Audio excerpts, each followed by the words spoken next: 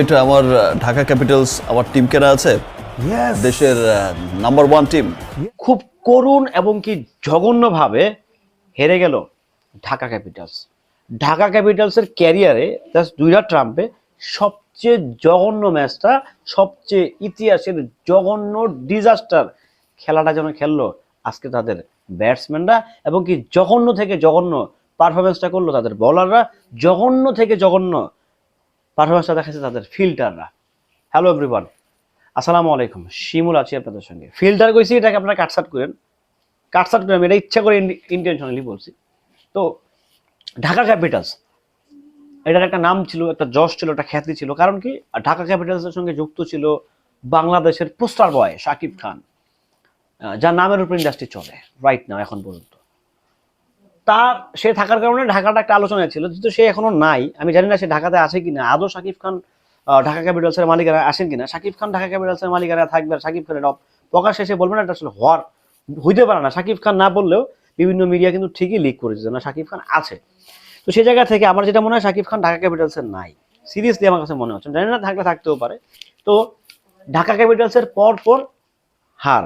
লাস্টের ম্যাচটা ঠিক ছিল, এটা একটা রিদম ছিল, একটা টান উত্তেজনা ছিল, একটা ব্যাপার স্যাপার ছিল।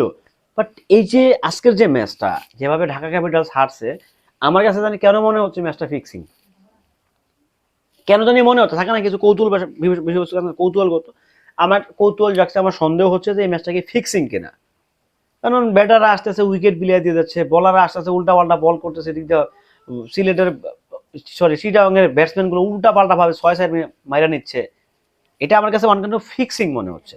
আবার মনে হচ্ছে যে না, দুর্দান্ত বাজে ফিল্ডিং, দুর্দান্ত বাজে বোলিং, দুর্দান্ত বাজে বোলিং এর কারণে আজকে ঢাকার এই দুর্দান্ত এই ডিজাস্টার আমার কাছে মনে হচ্ছে।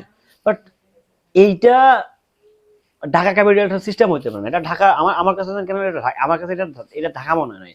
আমার কাছে আজকে চট্টগ্রাম কেমন হয়েছে ঢাকা, আর ঢাকা কেমন হয়েছে চট্টগ্রাম।